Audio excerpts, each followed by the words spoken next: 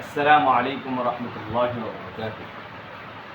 إن الحمد لله نحمده ونصلي على رسوله الكريم أما بعد. আলহামদুলিল্লাহ, প্রথম পর্বে আমি বিবাহের গুরুত্ব নিয়ে আলোচনা করেছি। ইনশাআল্লাহ আজকে আলোচনা করব বিবাহ কাদের উপরে ফরজ, কাদের উপরে ওয়াজিব এবং কাদের উপরে সুন্নাহ এবং কাদের উপরে হারাম হয়ে যায় বিবাহ।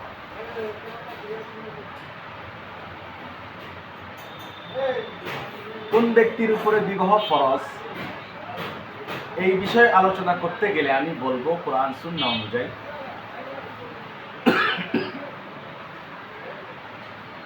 যে ব্যক্তি বিবাহের আর্থিক ও শারীরিক সামর্থ্য রাখে, অবিবাহিত থাকলে জেনায় বেবিচারে লিপ্ত হওয়া নিশ্চিত আশঙ্কা থাকে, নিজেকে হারাম থেকে বাঁচাতে অন্য কোনো কার্যকর উপায় নেই, তার উপরে বিবাহ ফরজ।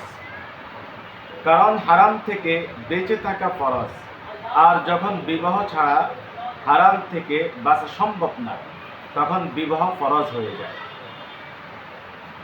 ফিকাহবিদরা বলেন, যদি বিবাহ না করলে জেনায় লিপ্ত হওয়া নিশ্চিত হয় তাহলে তার জন্য বিবাহ করা ফরজ। রদ্দুল মুখতার কিতাবের মধ্যে ফকিরা এই বিষয়টা আলোচনা করেছেন। দ্বিতীয় হলো বিবাহ কাদের উপরে ওয়াজিব।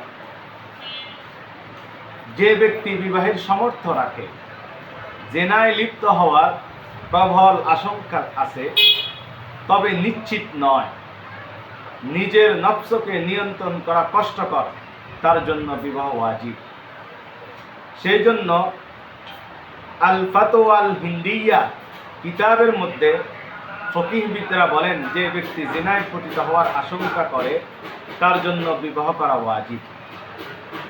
তৃতীয় নাম্বার হলো কাদের উপরে বিবাহ সুন্নাহ।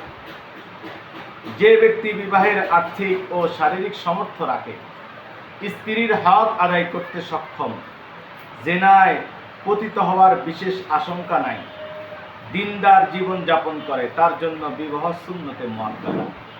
রাসূল সাল্লাল্লাহু আলাইহি ওয়াসাল্লাম নিজে বিবাহ করেছেন এবং উম্মতকে উৎসাহ করেছেন। হাদিস শরীফের মধ্যে আল্লাহর রাসূল বলেন, আন-নিকাহু মিন সুন্নতি ফামান রাগিবা আন সুন্নতি ফালাইসা মিন্নি। বিবাহ আমার সুন্নাত, যে আমার সুন্নাত থেকে বিমুখ হবে সে আমার উম্মতের অন্তর্ভুক্ত নয়। সুতরাং যাদের বিবাহ সামর্থ্য আছে, আর্থিক, শারীরিক এবং স্ত্রীর হকগুলোকে আদায় করতে পারবে, তারা যেন অতি দ্রুত বিবাহ করে নেয় নিজের গুনাহ থেকে বাঁচার জন্য। সর্বশেষ বিবাহ কাদের জন্য হারাম। যে ব্যক্তি জানে যে সে স্ত্রীর ভরণ পোষণ দিতে পারবে না, স্ত্রীর অধিকার আদায় করতে সক্ষম নয়, বিবাহ করলে স্ত্রীকে জুলুম করবে বলে নিশ্চিত জানে, যৌন অক্ষমতা ও অন্য কোনো কারণে বৈবাহিক দায়িত্ব পালনে অসম্ভব, অথচ তা গোপন করে বিবাহ করতে চায়, তার জন্য বিবাহ হারাম।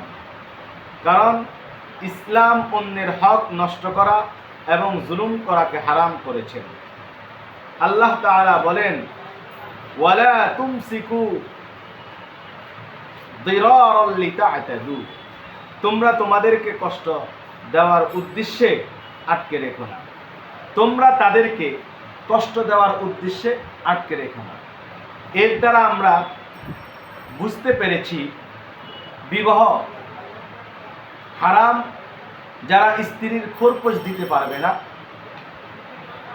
স্ত্রীর সাথে জুলুম করবে, তার হকগুলো আদায় করতে পারবে না, তারা যেন বিবাহ থেকে দূরে থাকে এবং বেশি বেশি করে রোজা রাখে, ইবাদত বন্দিগিতে লিপ্ত থাকে। আর যাদের উপরে বিবাহ ফরজ হয়ে গেছে, ওয়াজিব হয়ে গেছে, তারা যেন অতি দ্রুত বিবাহ করে নেয়।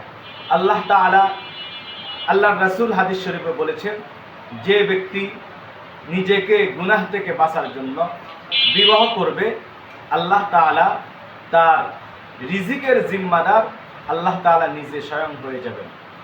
সুতরাং আমরা বিবাহ করব এবং অন্যদেরকে গুনাহ থেকে বাঁচার জন্য পদ্ধতি অবলম্বন করার জন্য বলে দেব। ওয়া আখিরু দাওয়ানা আলহামদুলিল্লাহি রাব্বিল আলামিন।